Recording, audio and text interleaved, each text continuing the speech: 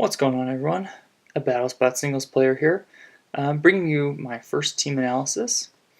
So yesterday, after recording second episode, I actually decided to ladder a bit more off screen, and I ended up with a total of 18 games. Yeah, 18 games, and I got to 1600. So I got to 1600. One of the things I decided and talked a little bit about in our Discord yesterday, which if you're not a part of our Discord and you're watching this, you should probably join the Discord if you like BattleSpot. A lot more BattleSpot stuff there. Anyways, so I was talking about it in the Discord with some people, and they thought it'd be helpful for me to talk about some of the team progression because obviously the team that you theory mon at the start of the season is most likely not going to be the same team that you finish the season with, especially if you're going up towards high ladder, which is what I'm aiming for. So I thought it'd be interesting to kind of talk about my thought process when I take a team from scratch, like I did, 18 games ago. You play some games, you win some, you lose some, you figure out what your team's good against, you figure out what your team is not so good against, and then you make changes to help make those bad matchups a little bit better. Anyways, so what I did was I've been writing down all my stuff during the videos. So I took all the stuff I wrote down and I put it into an Excel spreadsheet, which I will show you guys in just a sec. Yeah, there we go. So you can see it's my game log for 1500 to 1600. I put down all my opponent's Pokemon for team preview for each of the games. I just made a brief summary of kind of like what the general archetype of their team is, and then what they brought. Anything in the one slot is what they led, and then the other two slots are not in any particular order, just what they revealed. Yeah, and going over just a little bit, I also showed off what I brought. So the one slot again is my lead, and then what I brought in the back. Kept note of the wins and losses for each of those games, as well as the total win and loss for this 100-point block. And then just put a little bit more additional info about the win. So, if I lost, why did I lose? What did I lose to?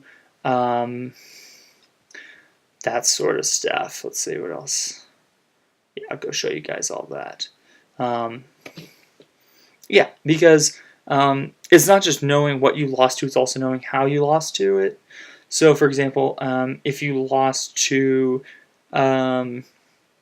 like Sash Explosion Landorus, because what it did was it just Rock Tombed one of your Pokemon to make it really slow, exploded to get off a ton of damage, and then your opponent was able to just send in a sweeper that the Pokemon you had out normally could beat, but because it was slow or at such low HP, no longer could. It's important to write that stuff down because those sort of like setup strategies are pretty common across BattleSpot, and so if you're able to recognize that, you might be able to develop some sort of counterplay. So if you look at the third from the bottom game, the one where it says I got Volcarona swept because of Zen Headbutt miss. So that game, my opponent had a lead Focus Sash, Stealth Rock, Rock Tomb, Komodo. And I just stayed in with my Metagross because I was like, okay, well, if this is, standard Clangorous Komodo, Zen Headbutt will just knock this thing out and everything will be dandy. And then it revealed to be Focus Sash, it Rock Tombed me. But when the turn set up Stealth Rocks, I actually clicked Agility so that I'd be fast, and then I knocked the Komodo out. So I had a +1 speed Metagross. My opponent sends out their Volcarona, and Zen Headbutt does like 86 to 101 to Volcarona, and I missed, so I got off no damage on it, and then it KO'd me, and then ended up sweeping my team because, as you can see, I had Porygon 2 and Tapu Fini. Got into a Calm Mind war with Tapu Fini versus Quiver Dancing Volcarona, and then it ended up 2-hit KOing me with Giga Drain because it turned out that it was offensive Volk. It wasn't even bulky Volk. So if it hit that Zen Headbutt, there's a pretty good chance that I probably would have won that game with Tapu Fini. But yeah, anyways, going back to what I said, you see the Pokemon like those Rock Tomb set up, and is able to count out with agility. But anyways, so just keeping a log of how I lost helps me come up with a better way to play in the future. So I'm going to go ahead and turn the spreadsheet back off and talk a little bit about the team. So looking at my elected rate, so for those guys who don't know, elected rate simply means how often did you bring each Pokemon on your team to a game. Kind of embarrassing, but I lean on Porygon 2 really heavily, in case you guys hadn't noticed from watching the vids. So number 1 was actually Porygon 2. I actually brought it to all 18 games, which is kind of ridiculous, but also a testament to just how good Porygon 2 is. It's been really nice because it's been hacking like crazy, with discharges, paras, and freezes, and all that sort of stuff. But yeah, I've really been enjoying using P2. I always love using it, and yeah, it's definitely felt like a pretty good mono on this team. Don't think there's anything I really want to change on that. The next two were actually tied. So we had Metagross and Tapu Fini. We're both tied at 10 usage apiece. And then our next one. So before I go into the next one, if you notice, the whole core that I was going for was kind of like Meta, Fini, P2, Gliscor. And so you can see that 3 of those 4 members of the core are the 3 most used Pokemon. And that's, I think, is kind of the way it should be when you're playing Battle Spot, with a core in mind, because you should be able to have the kind of matchups and the type of core synergy where you feel comfortable bringing 3 or 4 members, well, obviously not 4, but your core should probably be about the most used Pokemon that you have. If it's not, you're probably either don't have that good of a core, or you might not be playing it right. And if you're losing a lot of games that you know the core is like a pretty solid core, it could just be that you're not playing it correctly. So that's worth looking at, I think. Anyways, the next Pokemon actually kind of surprised me. It was actually Komodo with 8 out of 18 games brought. And yeah, there's not a whole lot to say. I mean, I wasn't too sure how this meme Komodo was going to work. Excuse me, but it's actually done a pretty good job. I mean, in the 2 episodes, we've actually managed to lure and OHKO 2 Tapu Finis, which just led to 2 straight forfeits because my opponent didn't really have any way to deal with Komodo after their Tapu Fini went down. So I've actually been pretty excited about this Komodo. I really think it puts a lot of pressure on my opponents to bring certain stuff during team preview. Like, so for example, I can pretty much guarantee that if my opponent has a Tapu Fini or a Mimikyu on their team and they see that Komodo, they 100% have to bring that Pokemon to deal with the threat of Clangorous Soul Blaze. And so that makes my job a lot easier, as you saw in the game in the first episode where I led Komodo versus Blaziken. Even though that's a really risky position for me to be in, I actually wasn't afraid to just click Dragon Dance turn 1 because I pretty much knew that my opponent had to bring Fini and they had to go hard into it to prevent me from just Omni boosting. And I think that was also the case in the Empoleon Fini game that I played in episode 2. So yeah, I really enjoyed this Komodo set. This team wasn't building around Komodo, but it was just where, I had 5 Pokemon and Komodo seemed to fit that 6th slot pretty well to kind of cover up some of the weaknesses that I needed to cover. And it's definitely done a great job. So looking forward to continuing to use Komodo throughout the season. And our next 2 were tied with 4 apiece. So it's Gliscor, the last member of our core, and Blacephalon. So looking at my spreadsheet, to double check this, but I think I brought Gliscor pretty much every time I saw an Aegislash, just because Gliscor is really good at beating like Subtoxic Aegislash, which is going to be the most common one you'll see. It's one of those Pokemon where Gliscor is kind of tricky to bring in a metagame where there's a lot of Ice Punches, Ice Beams, Water types, stuff like that. But if you're facing some sort of bulky, like, Heatran core, Aegislash core, it does really well because especially defensive Gliscor can just eat hits from those Pokemon and threaten them out with an Earthquake. So it's a pretty reliable switch, and especially with Poison Heal and Roost Recovery constantly. And finally, the Blacephalon. I'm a bit bummed that I haven't really been able to bring this thing much, since the whole idea was to have a team that supported Blacephalon and allowed it to sweep. So I'm a bit disappointed I haven't been able to bring it more. It's done pretty alright in the games that I did bring it. I'm pretty sure it's gotten a KO in every game I brought it, which is really good. But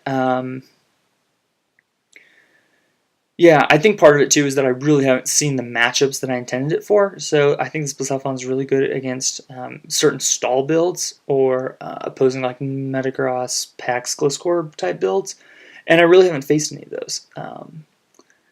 So we'll see. Maybe as we get into higher ladder, where you have better players with better teams, we will start seeing more of that, and the Blacephalon will actually be able to put in a bit more work. So we'll just have to wait and see. Maybe from 1600 to 1700, its usage will go up. But anyways, that's kind of like a short team breakdown and the kind of stuff I've been bringing to my games. Um, I want to talk a little bit about some of the threats that I saw while I was laddering and some of the tricky games for me. I wish I'd actually put one more slot on here for a threat, because there's definitely one more Pokemon that I'm thinking of now that was pretty scary, but I'll talk about that after I go through the others. So the number one threat that I saw was Volcarona. I'm actually 0-2 versus Volcarona teams this season. The one time I think it was just because I missed. I think I would have won that game if I hadn't missed. The other time was I just lost to bulky Volcarona. It lived to hit, and then it just was. It had Roost and it had Berry, so it was just too bulky for me to take down, and it was a major problem. So that's definitely something I address in the team changes that I end up making, which I'll talk about after I go through the threats. But yeah, so finding a better way to deal with Volcarona is definitely a must for my team. Another scary Pokemon was Zapdos. I saw it a couple times, and yeah, I ended up losing to the one game where the person actually brought the Zapdos. Because if you look at my team, I really don't have a great way to hit it. Blacephalon works okay if it's at full health, and then I'm able to get it with Calm Mind and stuff. But then it's dependent on my opponent leaving in their Zapdos and not having something better to switch into Blacephalon, which I can't always guarantee. And Blacephalon also has to be at full health for it to be able to take Thunderbolts and stuff like that, and be able to get Calm Minds up to actually do damage. Because without my special attack investment, an unboosted Flamethrower only does like 43-ish% to Zapdos, and so if it gets up like a Toxic, it could just sit there and roost stall Blacephalon. And then the rest of my Mons, Metagross has Zen Headbutt, which does like 40%, but if it's Rocky Helmet or Thunderbolt or Heat Wave or whatever, Zapdos is more than likely going to be able to win that unless you get some flinches. Porygon 2 does alright versus it, assuming it doesn't have Toxic, but if Zapdos has Toxic, then it can just roost stall you while you get Toxic down. So yeah, Finny doesn't really beat it. My Komodo set doesn't really beat it. Zapdos usually runs HP Ice, so Gliscor, even with SD Rock Tomb, is really not going to be able to beat it. I guess potentially Gliscor could beat it. If I predict Zapdos to come in, I get a Swords Dance up on the switch, I Rock Tomb it, so that way I'm then faster than it. I'd live 1 HP Ice, I'd be able to get the Rock Tomb off, then I'd be faster, and then I would think I'd probably be able to 2-hit KO with a +2 Rock Tomb. But I'm not 100% sure on that calc. But anyways, Zapdos don't really have a great way to hit. So that's something I also want to look at adapting to. Next Pokemon, Cartana. So I played one Cartana. It was probably like a Scarf Cartana on like Hippo Coco, Mince, AG type teams. And yeah, I just got swept by Scarf Cartana because I brought Finny, Gliscor, P2, and I thought P2 would be enough to deal with it. But the person made a really good play turn 1 because I led Finny versus Cartana. They knocked off the Finny as I went into P2, so they knocked off my Eviolite, and then what ended up happening was they were able to just they weakened my Gliscor enough that then the Cartana was able to come in, click Leaf Blade, knock out the Gliscor, and then the P2 wasn't able to KO with Ice Beam or Foul Play, and so then P2 just died to 2 Leaf Blades, and then Finny got knocked out by Leaf Blade, obviously. So Cartana is definitely a bit of an issue. I had the Blacephalon to switch in on like a resisted hit, but Blacephalon dies to knockoff even with the Z move and the bulk that I have in it. So that's not great. Metagross is okay, but it doesn't really have a effective way to hit Cartana. Earthquake I think does like 35 or 40%, but that means I'm going to have to sit in and take a number of Leaf Blades or potential knockoffs, which not really great. So I think the main answer to that is probably going to end up being Kimono. I think if I end up seeing more Cartana teams, it's going to rely on me finding way to bring Komodo more, because being able to resist Leaf Blade, knockoff, not taking a ton from Sacred Sword, Smart Strike is like a very, like, you have to get 2 max rolls in a row to KO with Smart Strike. So yeah, I think finding ways to bring Kimono more against Cartana teams is going to be part of the game plan. And then finally, Mimikyu. My opponents, pretty much every time they have a Mimikyu on their team, all but one of the times they've brought it versus my team, because it's pretty darn solid, and also just like a good Komodo switch in. And it can definitely be scary. Luckily, because I've brought Porygon 2 to every game, like, I pretty much bring my Mimikyu check every single game. So it's not the biggest issue, but you know, some of those bulkier variants, like where it did eat the Porygon 2 foul play and then knocked me out, that's kind of a scary situation. So if that ends up being a problem with bulky Mimikyu, I may end up bringing up some extra speed on Tapu Fini, just so I can outspeed the 4-speed Mimikyus. So that way, if I do get it to low health and then like my Porygon 2 gets knocked out, I can come in and revenge kill with Tapu Fini. Yeah. So I think that was it. The one threat that I wanted to add to the list that I forgot to put on here because I just thought about it now, was actually Mega Gengar. Because this team is pretty Mega Gengar weak, especially if they're running like 4 attacks Mega Gengar with Shadow Ball, Sludge Bomb, Focus Blast, Icy Wind. Because Porygon 2 definitely gets 2KO'd by the Focus Blast. Like, I guess I'd say it gets 2KO'd about 50% of the time, because I think the odds of you hitting 2 Focus Blasts in a row, I think, is about 50%, I think. So yeah, that's kind of a problem, and because I'm not analytic, Foul Play doesn't 2KO Gengar. So yeah, and the rest of my team is pretty weak to Gar as well. So yeah, my opponents always bring Gengar whenever they have it. So that's something that might be worth considering changing up playstyle to try and adapt to.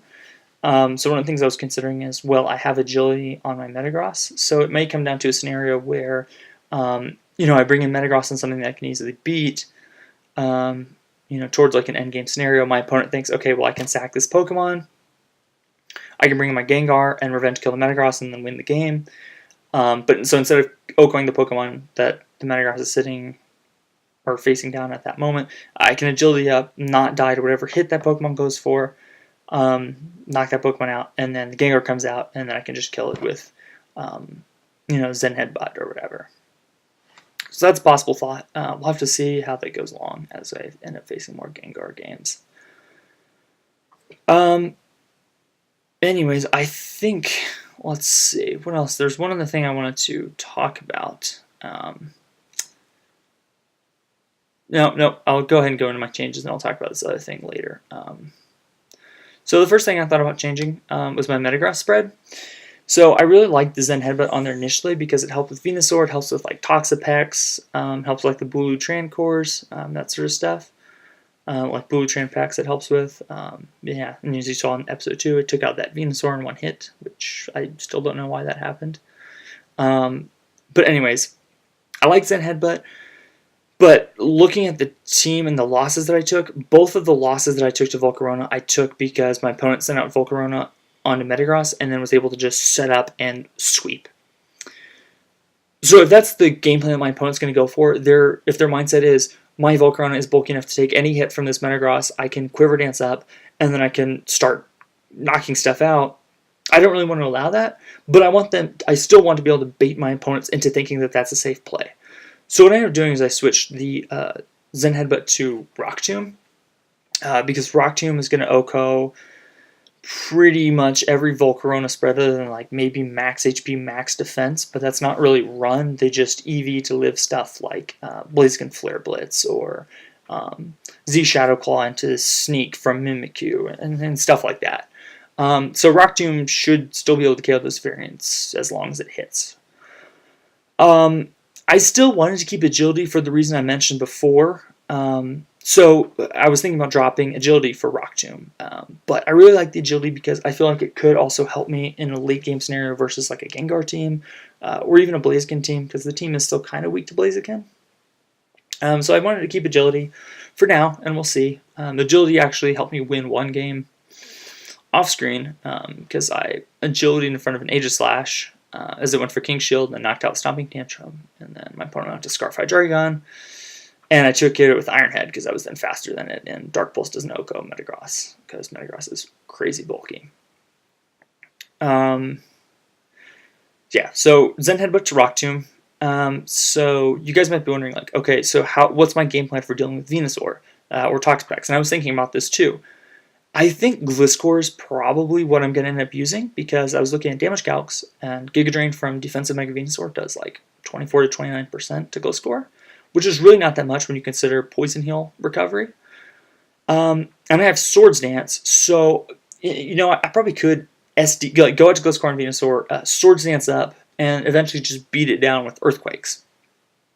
Same for like Toxapex teams. Scald is really not going to do a lot to especially defensive Gliscor, and I would be able to set up on Toxapex and start beating it down even if grassy terrain was up. So I don't think missing Zen Headbutt or losing Zen Headbutt is going to be the biggest deal, and I'm really hopeful that having Rock Tomb is going to help me against stuff like Volcarona or being able to hit Zapdos without needing to take Rocky Helmet, that sort of stuff. So yeah, so that's been a change for the Metagross. I also decided to change to the Kimono, and I'm less sure about this change because I feel like right now we're getting to a pretty crazy Kimono set. So this Kimono set is pretty darn whack. I mean, we have Overcoat, we have Poisonium Z, we have Dragonance, we have Poison Jab Close Combat, and now we have Rock Slide over Stealth Rock. This is not standard at all.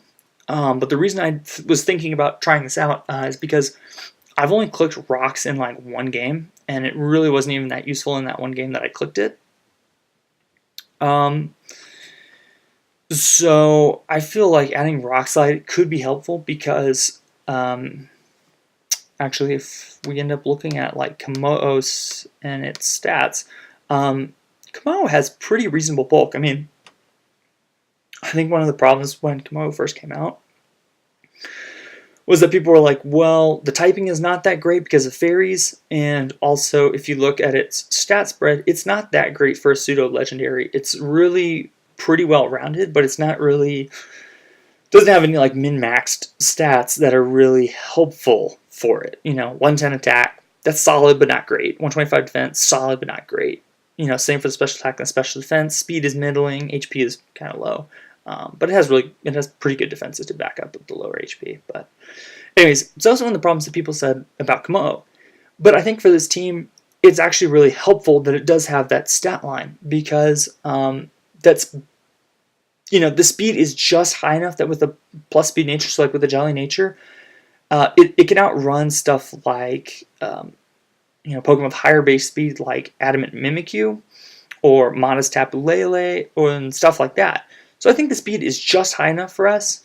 And also, if you look at special defense stat of 105, and the fact that it only has a one-time weakness to HP Ice, or to Ice-type moves, it can actually live an HP Ice from like max special attack modest, +1 HP Ice. Yeah, +1 HP Ice from max special attack modest Volcarona. And then I can OHKO it back with Rock Slide. So, potentially, like, if I don't have Metagross or I can't bring Metagross to a certain matchup with a Volcarona, I could bring Kimono and be able to switch it in as the Volcarona goes for a Quiver Dance and then knock it out with the Rock Slide after living a hit.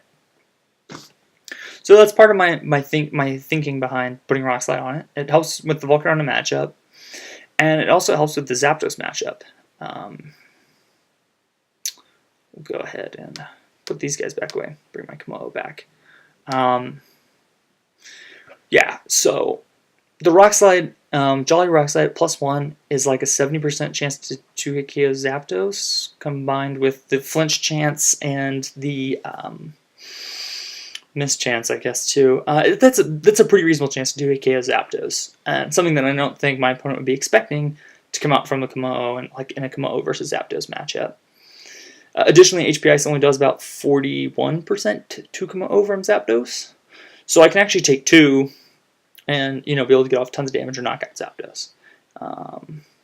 Yeah. So that's really the main reason I put Rock Slide on. I'm really hopeful that these changes help me out against the threats on the right side of the screen.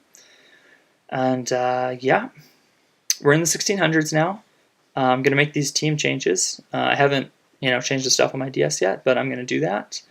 And then I will go sit down and record our first episode in the 1600s, and hopefully we'll have that up for you guys later today. Anyways, hope you guys enjoyed. Hope you learned something. Thanks for watching. Leave a like, leave a comment if you think there's something else that I could change on this team that would help.